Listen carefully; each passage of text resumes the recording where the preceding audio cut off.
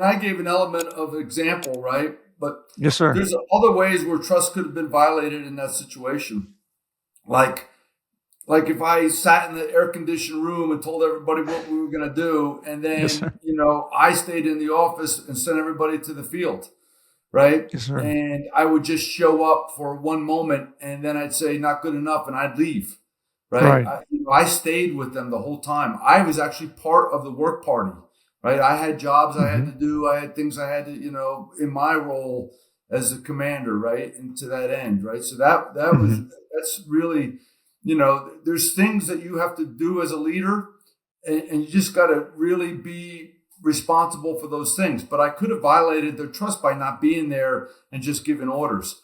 I could have Sure. violated their trust by yelling and screaming and belittling people, right? Right. When people are busting their ass trying to do what's right, and they're learning and they want to be Hmm. accountable, yelling and screaming and profanity is just demeaning. And you and Right. I've talked about this, right? The greatest Hmm. leaders that I worked for were the ones that were calm, the ones who could Hmm. whisper in your ear and bring chills to the back of your neck because you knew you let them down, right? Yeah. And so Right. you could violate trust that way.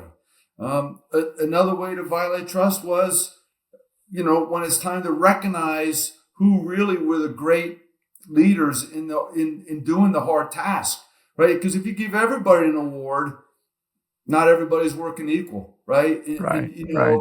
you violate trust on the ones that are leading and busting their ass and being good teammates. So you have to be really good at, recognizing those people, not demeaning others, but making sure they're learning, right? But if you Hmm. hand out a medal to everybody, the medal is worthless, and Worthless. you're going to Yes, sir. lose people's trust, right? And so besides the circumstances that I went through, there's a myriad of ways that you have to lead your way through these challenges to Yes, sir. maintain trust.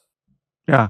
You hit on there a number of things that came up during my study, and a few that really are interdigitated is this concept of lead from the front, be the example. Those are two of them. And then the third thing, sort of making this three chord rope, if you will, is don't ask somebody to do something you aren't willing to do yourself. And so you exemplified that by being out there in the heat, working alongside people, sweating just like they were, getting the job done. Because every time you said redo, redo, redo, that meant you had to stay out there longer too.